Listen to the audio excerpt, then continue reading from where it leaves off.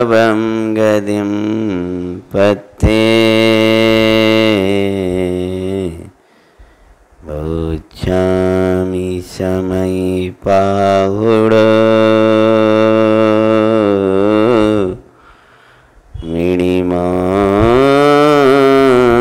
सुदिके विलीवणिदम् नमः समय साराय स्वानुभूत्या चकाशिते चिस्वावाय वावाय सर्वे वावान्तरचरि वीतरागजिनं नत्वा ज्ञानानन्दैकसम्पदम्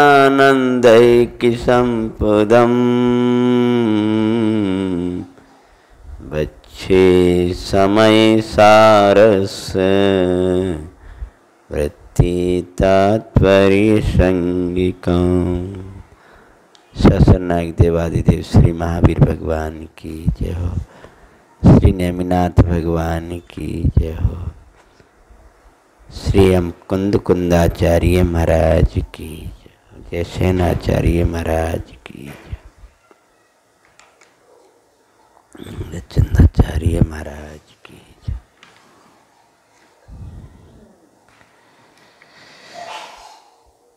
समय सार गाथा चालू कर लिया। 9-10 के बाद में जैसे नाचार्य की गाथा के टीका क्रमानुसार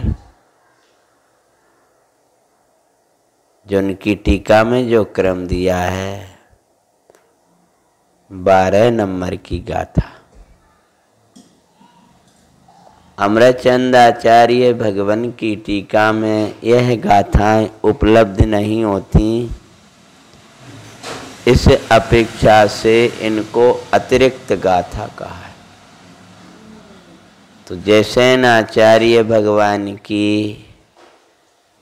जो टीका में उपलब्ध गाथाओं में अतिरिक्त गाथा नंबर 2 समय पाहुड़ ग्रंथ में 27 नंबर का पेज।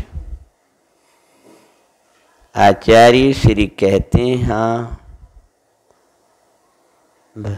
जब शिष्य ने है जाकर के कहा है कि हे भगवान दुख बहुत है, पीड़ा बहुत है, कहीं शरीर का, कहीं कर्म का, कहीं पुण्य पाप के भावों का। अब ये पराश्रय से होने वाले दुख हमसे सहे नहीं जा रहे।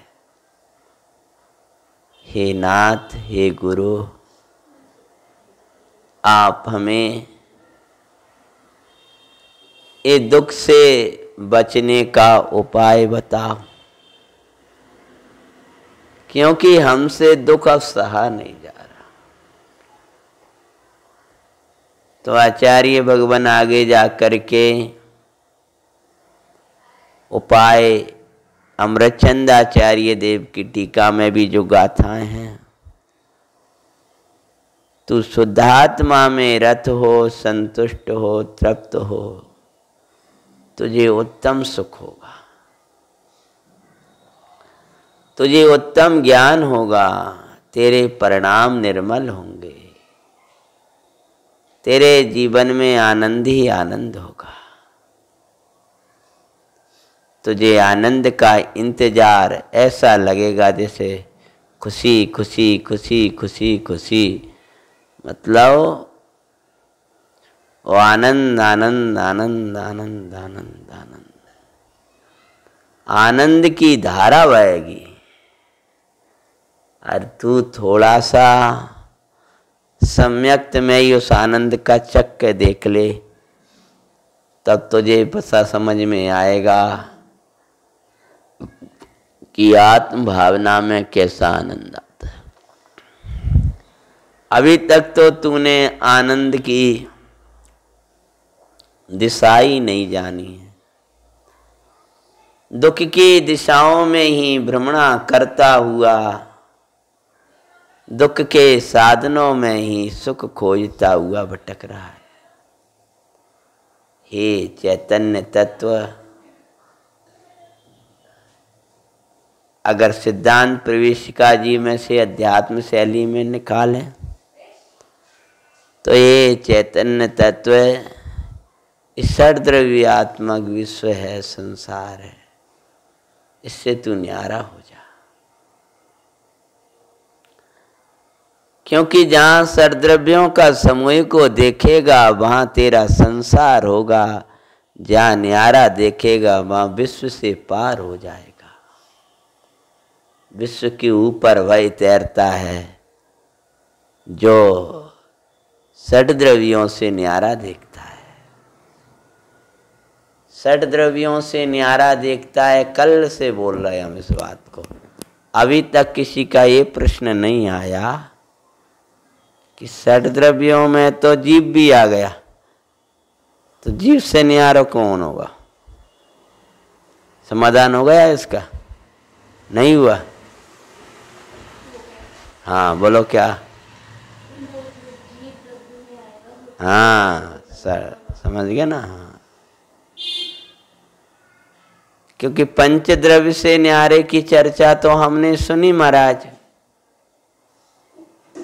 पांच द्रव्य से न्यारे की चर्चा और महिमा एक किस ग्रंथ में आती है?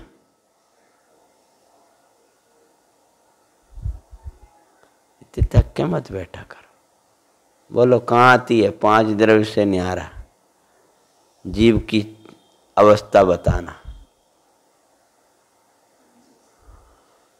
जल्दी तुम ही बोलो सामने। का बोलो हैं? पंचाशती का है?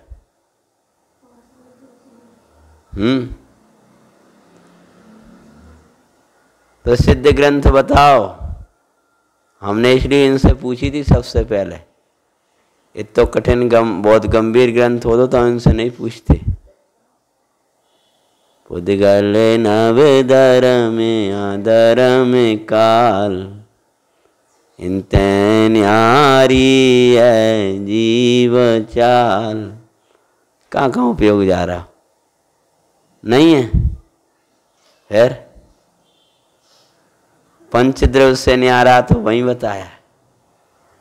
पुद्गल नवदर में आदर में काल, क्या हो गए? हाँ लगा लो किन के आयु कल। हाँ कौन कौन से बोलो? हाँ पुद्गल, धर्म, अधर्म, बोलो आकाश और काल। पुद्गल नव धर्म अधर्म काल, इनते न्यारी है, बोलो अरे जोर से बोलो।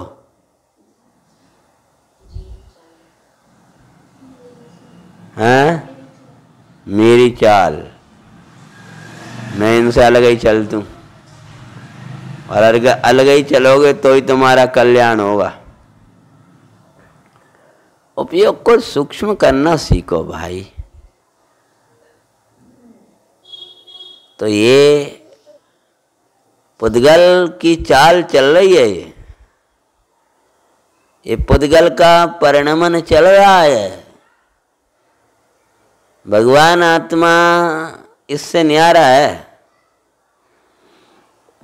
ये पुद्गल की चाल है। क्या है पुद्गल की चाल? कि ये गर्मी रूप, सर्दी रूप, रूखा चिकना रूप, इनते न्यारी है। मेरी क्या है? दर्द पीड़ा क्लेश संकट ये सब पुद्गल चाल है।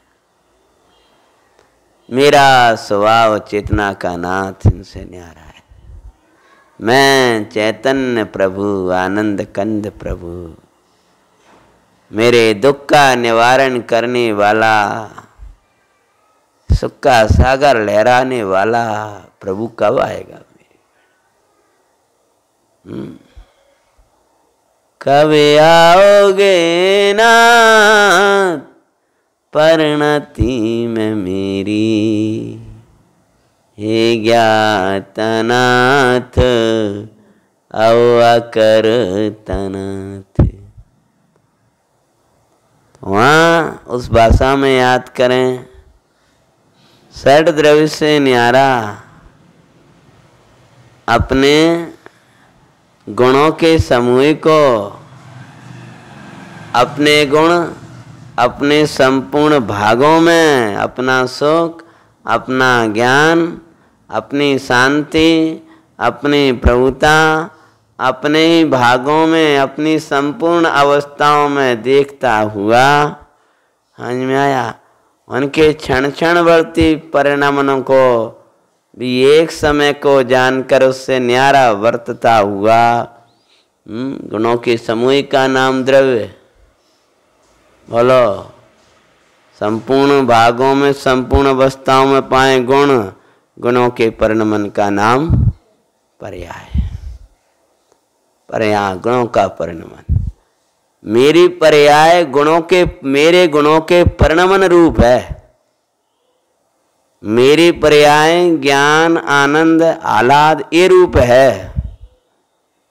मेरी पर्याय कर्म के परिणमन रूप वो पर्याय, वो मेरी पर्याय नहीं है। इसलिए उसकी दशा से मेरी क्या दशा? मेरे गुणों के परिणमन को पर्याय कहते हैं। तो मेरे ज्ञान, आनंद आदि रूप जो अनंत गुण है, उनका जो परिणमन है वो मेरी पर्याय है। ये असमान जाती है पर्याय, ये मेरी पर्याय कहां से आ गई? ये मेरी अवस्था कहां से आई? मेरे गुण ज्ञान है, उसका परिणमन आनंद है। मेरा गुण ज्ञान है और उसका परिणमन आनंद है।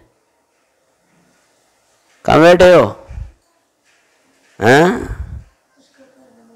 जानना है। मेरा गुण सुख है, उसका परिणमन आह्लाद है, आनंद है, उसको आनंद भी बोल सकते हो। गुणों का परिणमन, गुणों का परिणमन आपका नाम पर्याय है। तो मेरा गुण, मेरे गुण, मेरे गुणों का परिणमन, तो उन गुणों के परिणमन के लिए मेरे सुख गुण का परिणमन होगा। और मेरे सुख गुण का परिणमन को कर्म कैसे रोक देगा? कि जैसे कर्म के स्पर्श आदि परिणमन को मैं नहीं रोक सकता, तो कर्म का या पुद्गल के स्पर्शादिक परिणमन को मैं नहीं रोक सकता, तो उसके वो मेरे भी परिणमन को नहीं रोक सकता।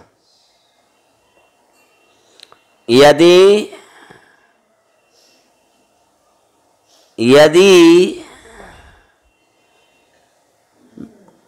उसका स्पर्श रस आदि परिणमन को मैं रोक सकूंगा, तो मेरे गुण को, मेरे परिणमन को वो रोक देगा, तो सृष्टि में प्रलय आ जाएगा।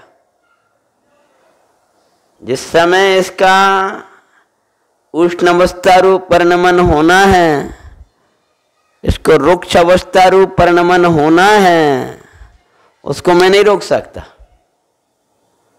ये जो बाल है ना, बाल, इनका श्वेत परिणमन होना है, वो मैं नहीं रोक सकता। अच्छी बात है, क्योंकि अगर वे ठीक होता, अगर अपन इसके परिणमन रोक देते तो वो तुम्हारा ज्ञान को, उनको परिणमन रोक दे तो फिर तुम्हारा नाश हो जाता। तुम उसको चेतना अनुसार परिणमन नहीं करा सकते, तो रोते क्यों? वो भी तो तुम्हें जड़ानुसार परिणमन नहीं करा सकता।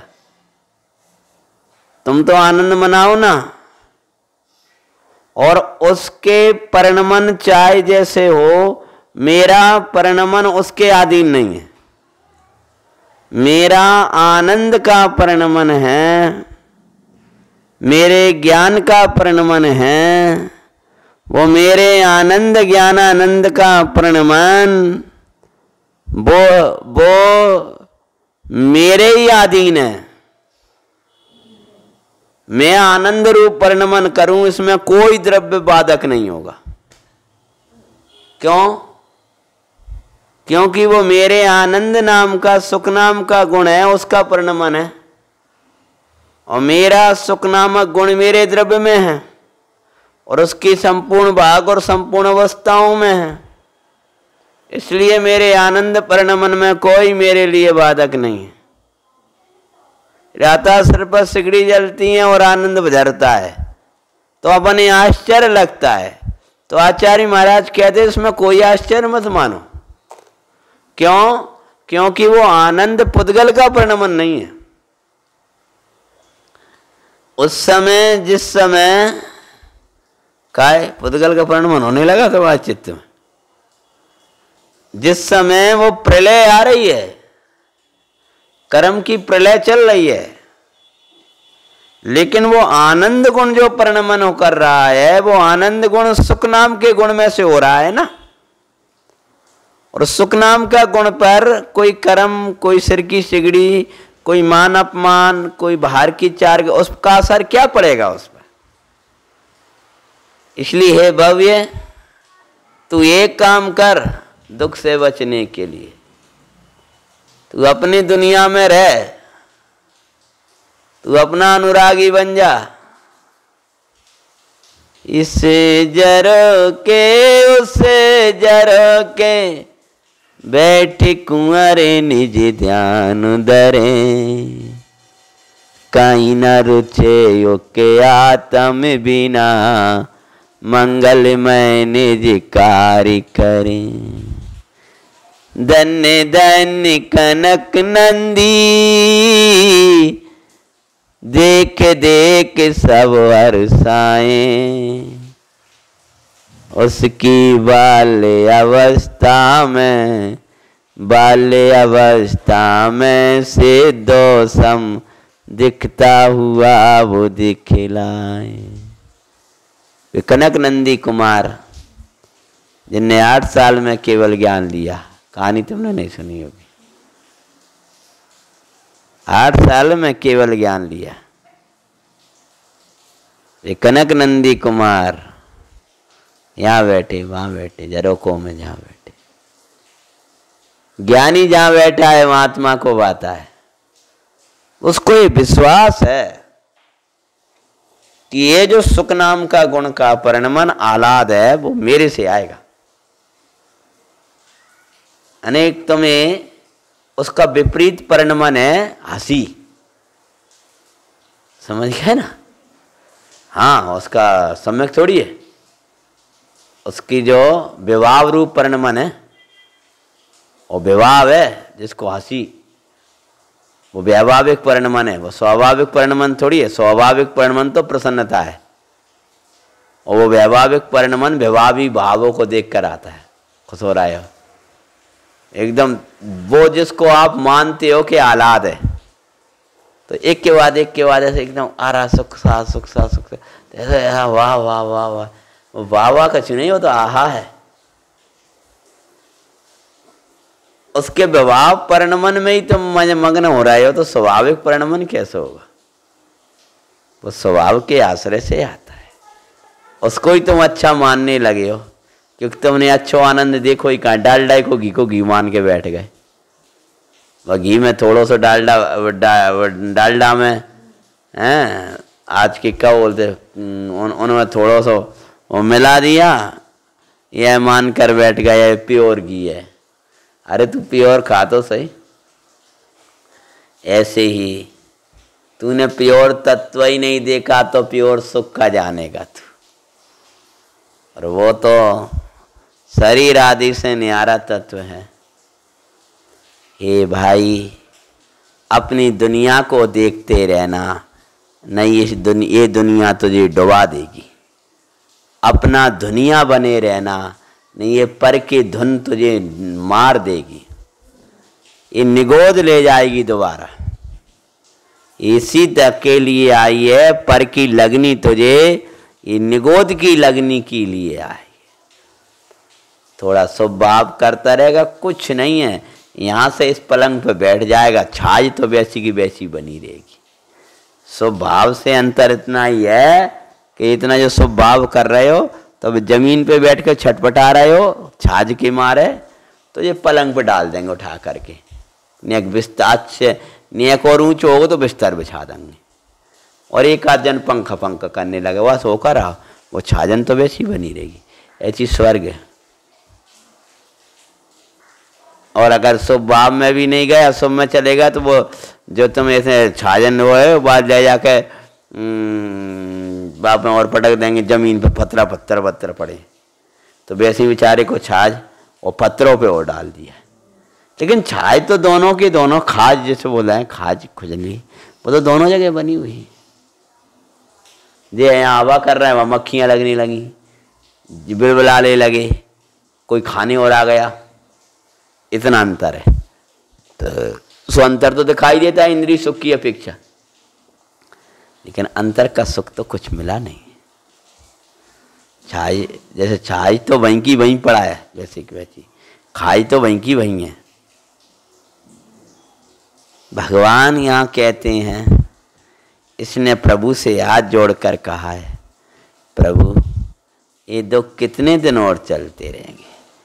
अगर कोई ज्ञानी कहे पूछे ऐसा, तब आचार्य कहते हैं थोड़े दिन और है, बस थोड़ी और कर लो, कुछ दिन की ये तुम्हारी बहिर्मुखता है, थोड़े दिन और है, थोड़े दिन की दुख है तुम्हारे। ये परम में और मेरा राग भाव कब तक चलता रहेगा, ये भाई को मैं अपना कब तक मानता रहूँगा। राम चिंता नहीं करो, तुम तद्भव मोक्षगामी हो, ये थोड़े दिन का संयोग है, कुछ दिन बाद में नारायण की मृत्यु के बाद तुम दीक्षा को धारण करोगे, क्योंकि तुम इसी दिन से इसी भाव से मोक्ष जाना है। ऐसे ही आचार्य भगवान कहते हैं, ये मोह की मुक्ति होगी, ये मोह की मौत होगी, और तुम आनंद के दिन आएंगे। तुम्हारे थोड़े दिन के दुख हैं, बस प्रसाद करो चैतन्य के लिए। दया वेदा वेद रत्नात्रय की भावना का फल बताते हैं।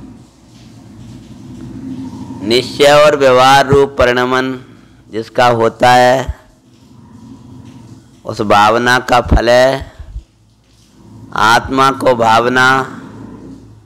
ये आत्मा को नहीं भा पा रहे हैं तो आत्मिक गुणों को भाना। मैं ज्ञान में हूँ, मैं सुख में हूँ, मैं प्रभुता में हूँ, ऐसे अपने आत्मिक गुणों को भाना, इसका नाम भेद भावना। और मैं अखंड अद्वैत चैतन्य परम ब्रह्म हूँ, ऐसा अपने अंदर में भाना, इसका आचार्य महाराज अभेद भावना कहते हैं, उसका फल कहते हैं। जो आज एक गाथा तो अपनी हो चुकी है, दूसरी चल रही है। जो आदि भावने मीणम नीचु बजोत्तो मुनि समाचरदी सो सवे दुख मोखम पावदी अचिरेण कालेण। गाथार्थ। जो आद भावण मिणम, इसे आत्म भावना में, इसे आत्म भावना, ये जो भगवान आत्मा, नजदीक परमात्मा, निकट का परमात्मा, इस आत्मा की भावना से, भावना का अर्थ है आत्मा रूप परिणमन करने से। शुद्धात्मा की भावना ये भवनाशिनी है। भावना भवनाशिनी, भावना भववर्धनी। तो जो अशुद्ध तत्व है उसकी जो भावना है वो भववर्धनी है। मैं रागी हूं और राग की पूर्ति में लगा, मैं मोही हूं और मोही की पूर्ति में लगा, ये भव को बढ़ाने वाली है। और मैं तो कर्म से नौ कर्म से सबसे न्यारा भगवान चेतना का नाथ हूं। ऐसी जो भावना है वो भावना नाश भव को नाशने वाली है। भाविना भव वर्धनी अरु भावना भवनाशिनी। भावना से बंध है अरु भावना से मुक्ति है।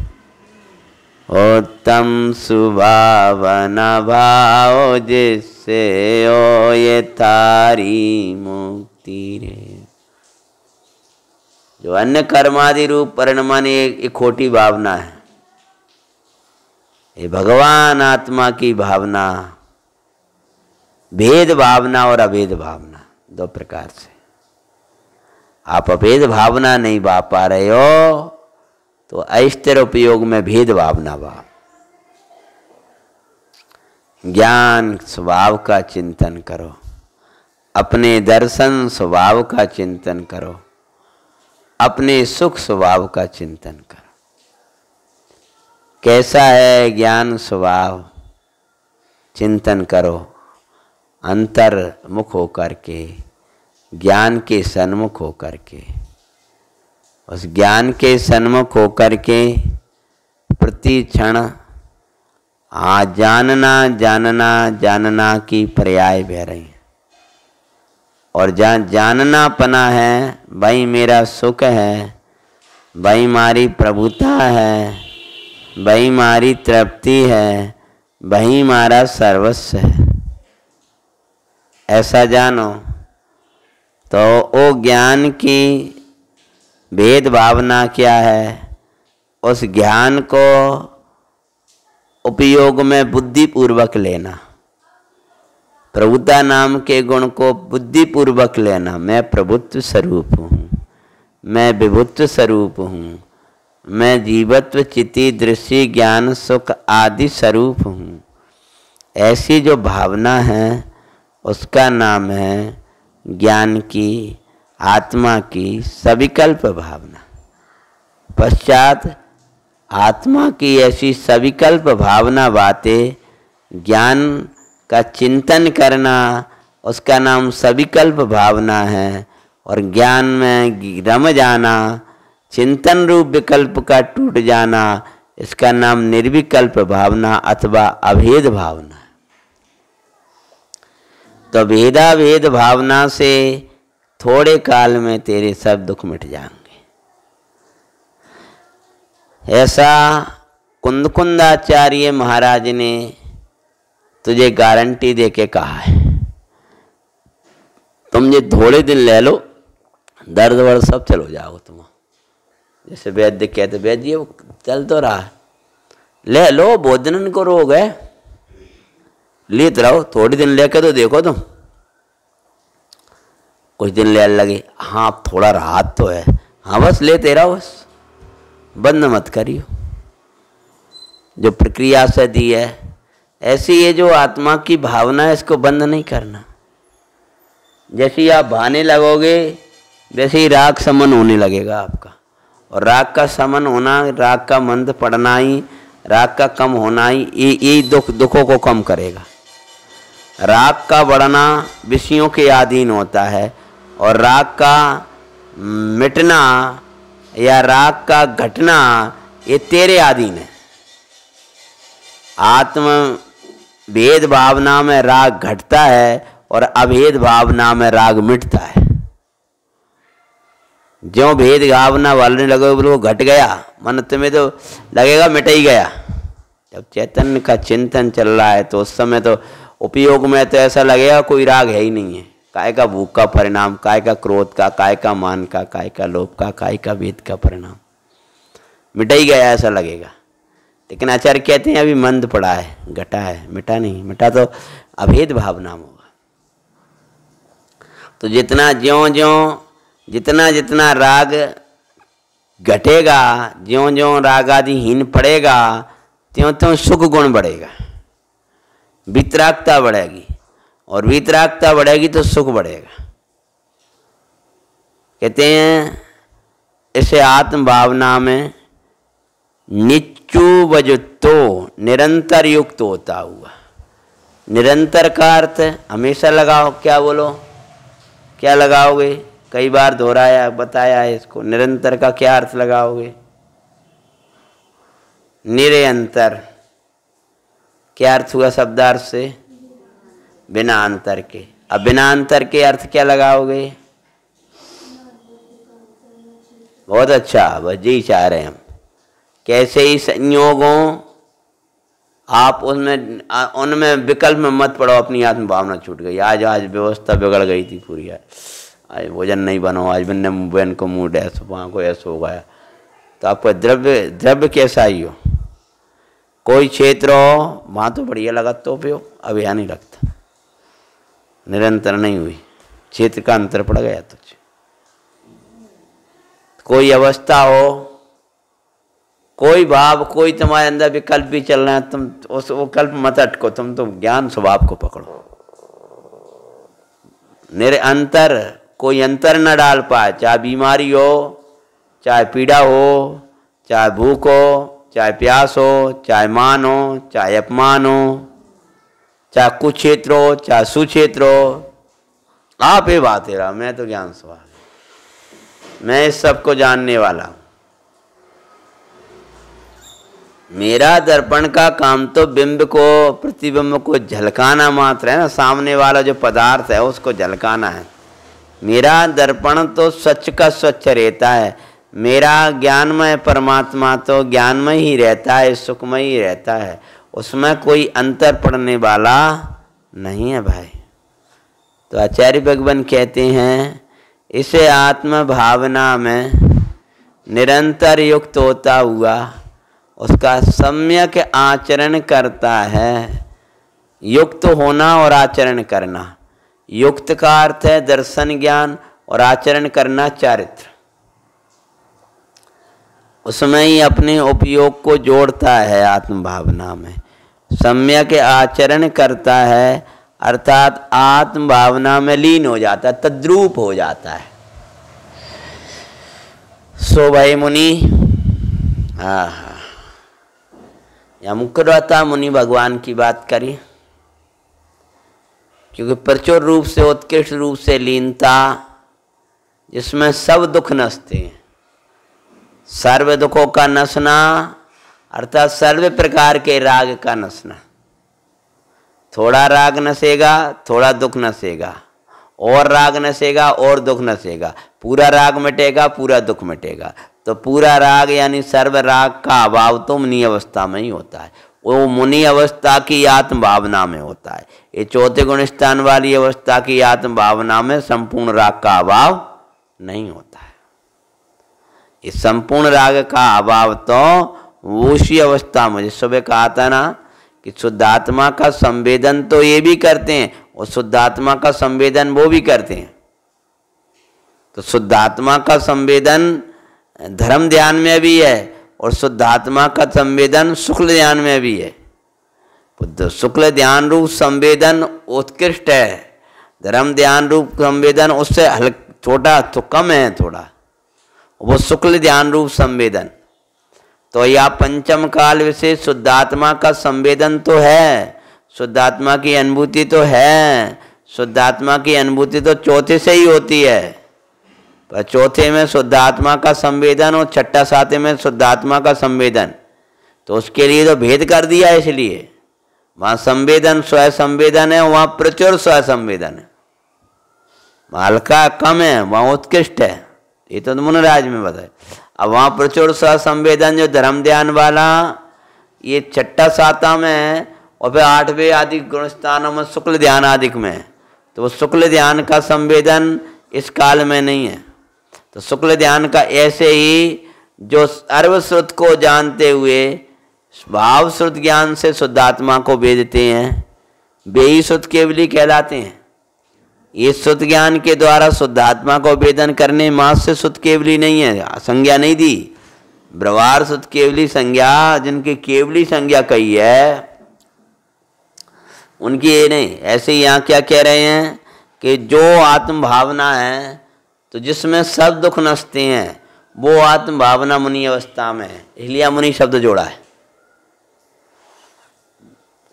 उसका अर्थ ऐसा मत समझना किस अवस्था में आत्म भावना नहीं है, इस अवस्था में भी आत्म भावना है। यहाँ अनंत दुख हैं, यहाँ भी दुखों को मिटाने का क्रम भी आत्म भावना से ही होगा। इसलिए भाई तू तो एक ही कार्य कर, मेरी आत्म भावना कैसे उत्पन्न हो, अगर अभी उत्पन्न भी नहीं हुई तो, और वो बढ़े कैसे। मुझे तो एक ही कार्य करना है, जिस ग्रंथ से, जिनकी संगति से, जिन वचनों को सुनने से, जिस जिनालय में बैठने जाने से जहाँ मेरी आत्म भावना बढ़े, उन्हीं सब में रहो। और जहाँ हमारी आत्म भावना टूटे, उनको छोड़ो। हमारा तो एक ही कार्य है, कार्य एक आत्मार्थनो, मुझे तो मेरी आत्म भावना होना चाहिए। उसके बिना चैन ना पड़े, रहा ना जाए, रूखा रूखा लगे। आत्म भावना बिना की सामायिक रूखी लगे, आत्म भावना बिना की पूजा में भी रूखापन लगता है। ज्ञानी कहता है मैंने पूरी पूजा कर ली, मेरी आत्म भावना तो कुछ हुई नहीं। मैंने क्षेत्र बदल लिए, संयोग आत्म भावना तो जागृत हुई नहीं। क्योंकि जिन पर द्रव्य क्षेत्राधिक में लगा रहेगा, उनसे निरपेक्ष आत्मा को नहीं देखेगा, तो आत्म भावना नहीं होगी। तू पर का लक्ष्य छोड़, स्वयं का लक्ष्य कर, अपनी आत्म भावना को बढ़ा। तो कहते हैं यहाँ आत्म भावना में लीन होता है भय मुनि, थोड़े काल में सर्व दुखों से मुक्ति को प्राप्त करता है। थोड़े दिन के हैं ये दुख, आनंद अनंत काल को है। बुद्धि पूर्वक के प्रयास कर ले। जैसे स्वामी की टीका, जो करता मुनि तपोधन, तपा धना, उन राज के पास धन है, तप का धन है, तप रूपी धन है। तप ही श्रेष्ठ धन है। धन मतलब वैभव, इच्छाओं की पूर्ति वो वैभव नहीं है, इच्छाओं का अभाव वो वैभव है। आपके पास में इच्छाओं के अभाव का वैभव है, धन है, तो आपको कछु धन नहीं चाहिए। जिन्हें कछु ना चाहिए वे शान के साय, तप रूपी धन। इच्छा निरोधा तपा, प्रचुर रूप से आत्मा का वेदन तपा, वो तप है। अनशन धन है तुम्हारे पास में, ऊनोदर धन है, व्यवहार वेद करें तो मुनि भगवान का। वृत्ति पर संख्यान वह धन है। धनी होते हैं अपने दोषों को छिपाने से नहीं, भीतर जाओ, भीतरी अंतरंग रहे तो अपने दोषों से कहने से धनी है, छुपाने वाले दरिद्र हैं। या प्रचुर रूप से निर्विकारी चित्त के होने से भी धनी है। प्रायश्चित, धनी वे नहीं है जो अकड़े रहते हैं, धनी वे हैं जो विनयवान है, जो शुद्धात्मा को सेवते हुए धर्मी धर्मात्मा धर्मायतनों की सेवा में प्रवर्तते हैं। वो भैयावृत्ति भाई धन है आपका। ये स्वाध्याय धन है, आपकी सब दारिद्रता दूर कर देगा। ये काया, ये शरीर का लक्ष्य छोड़ना, ये विसर्ग है। ये विसर्ग कहें कि काय उत्सर्ग कहें, इसको भगवान धन कहते हैं। काया से न्यारा, बोलो माई, काया से न्यारा विसर्ग धन है। शरीर में उपयोग का जाना ये दरिद्रता है। शरीर से न्यारा चैतन्य देखना ये धनपन, ये धनी है। ये मुनिराज के पास धन है। धन की जरूरत कहाँ है? तुम विसर्ग धन लाओ, शरीर न्यारा है मेरा, काय की धन की पैसा की जरूरत। कायसर्ग करो, धनी हो जाओगे। कायसर्ग में धनी होते, कायसर्ग वाले धनी होते हैं। तो प्रायश्चित बने भैयावृत्ति, स्वाध्याय और वित्सर्ग और ध्यान, ये धनी है। तो तपाह धनहा अनुसान अनुदार वृत्ति परिसंख्यान है ना, और विभक्त सय्यासन, काय क्लेश, रस परित्याग, बीच में एक छूट गया, सब धन है। बड़े व्यवसायी हैं, रस का परित्याग कर देते हैं। क्या दिक्कत है? काय के लिए क्या चाहिए? दूध चाहिए ना, पानी चाहिए ना, वो चाहिए, रस परित्याग। बाहर के रसों का लेने वाले दरिद्र हैं, ये चैतन्य का रस लेने वाले ही धनी हैं। तो तपोधन हमेशा जिनके पास तप का धन है, जो इच्छा का निरोध कर पाते हैं, वे धनी है। और धन नहीं होगा तो भोगोगे का? धन जैसे लौकिक में जिनके पास में धन होता है वे ही वैभव को भोगते हैं। ऐसी तप का धन होगा, वे ही आत्मा के वैभव का भोग करेंगे। अब भैया जी इतने भोग क्या कर रहे हैं? अरे इनके पास तो यह ठाट बाट। तो मुनिराज के पास तप धन है, उसी के बल पर आत्म भावना का वैभव भोगते हैं। तपोधन इस आत्म भावना में शुद्धोपयोग रूप परिणमन में शुभ और अशुभ से न्यारा अपने उपयोग को शुद्धोपयोग रूप परिणमित करने के लिए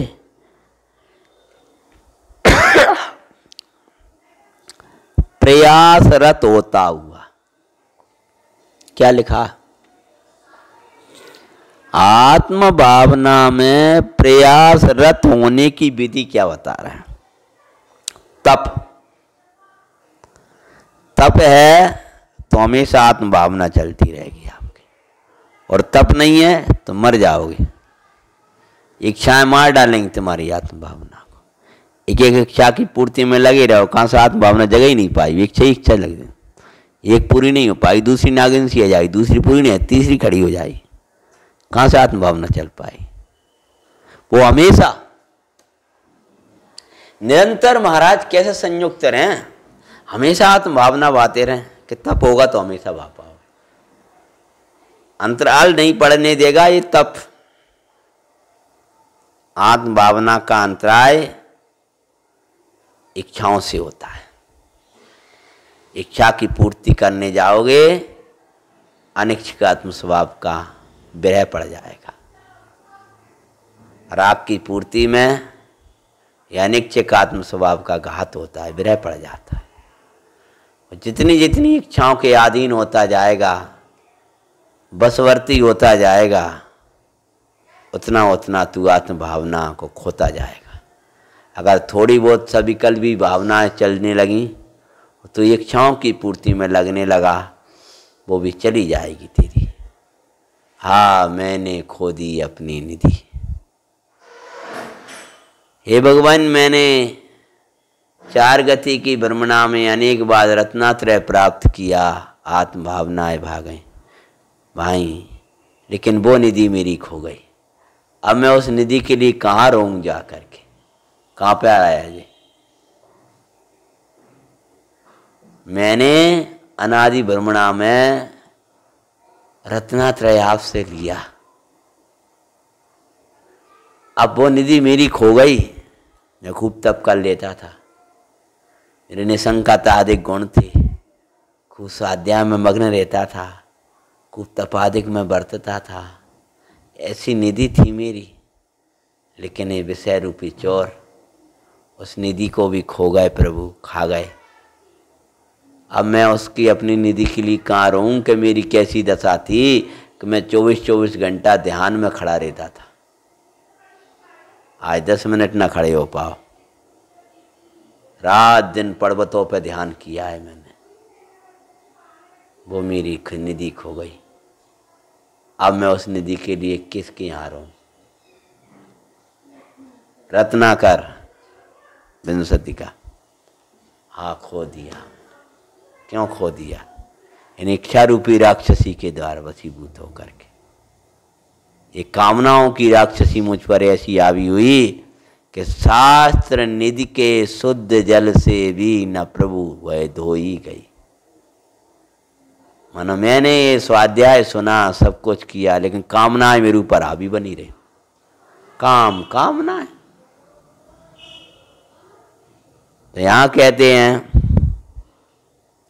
देख भाई, यदि तेरे जीवन में तप नहीं है तो तू इच्छा की पूर्ति में प्रयासरत रहेगा, और तेरे जीवन में यदि तप है तो तू आत्म भावना में प्रयासरत रहेगा। एक ही जगह प्रयास चलेगा।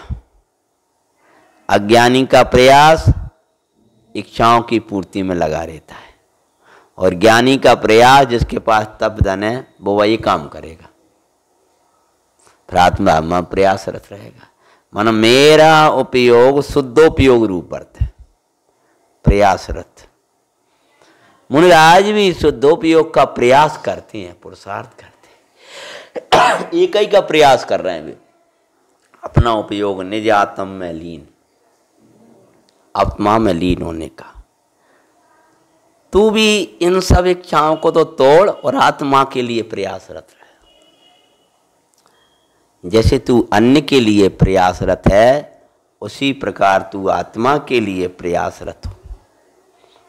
मुझे मेरे प्रभु के दर्शन करना है, उसका क्या प्रयास करें? रात को नींद खुल जाए तो ये सोचो कैसे करेंगे आत्मा स्वानुभव। आत्मा का अनुभव करना है, तभी दुख मिट पाएंगे। हम स्वानुभव के बिना देह तो नहीं छोड़ना है। देह छूटने के पहले देहातीत तो होना ही है, और अभी होना है। यूं ही चला जा रहा मेरा समय, तो कैसे बोधि की प्राप्ति हो,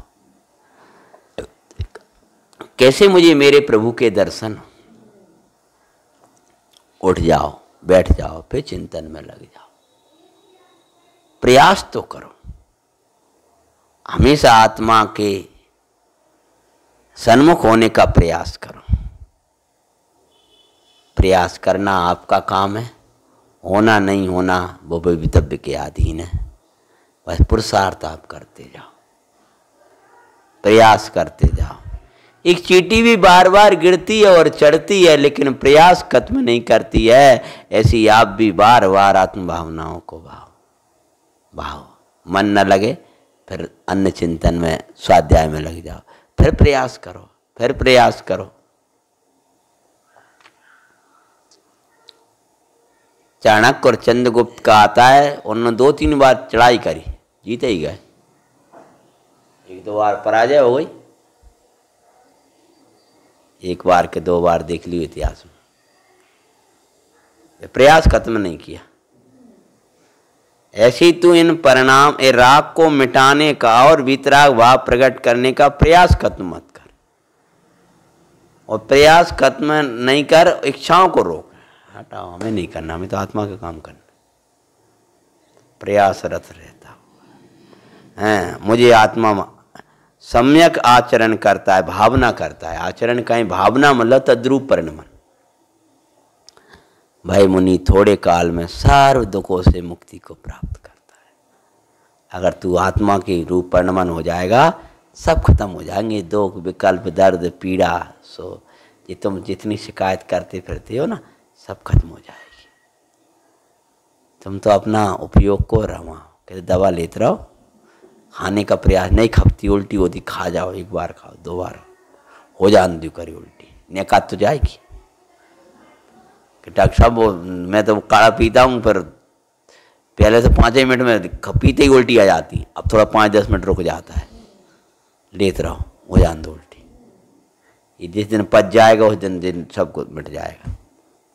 ऐसे ही जब तुम्हारा प्रयास करते हो, फिर हम प्रयास तो करते फिर विकल्प आ जाते, विमन हो जाता हमारा। तुम तो भावना बाते रहो, प्रयासरत, आत्मा के लिए प्रयासरत, स्वानुभव के लिए प्रयासरत, सम्यक्त के लिए प्रयासरत, सब छोड़ करके ही काम, एक कार्य आत्मार्थ। वह मुनि थोड़े काल में सर्व दुखों से मुक्ति प्राप्त करता है। इस प्रकार निश्चय व्यवहार रत्नात्रय की भावना तथा भावना का फल का कथन करने वाली 2 गाथाओं द्वारा 4था स्थल पूर्ण हुआ। इसका और कुछ रह गया होगा, उसको लेकर के 11वीं गाथा शुरू करेंगे। ओम नमस्ते। निधि निधि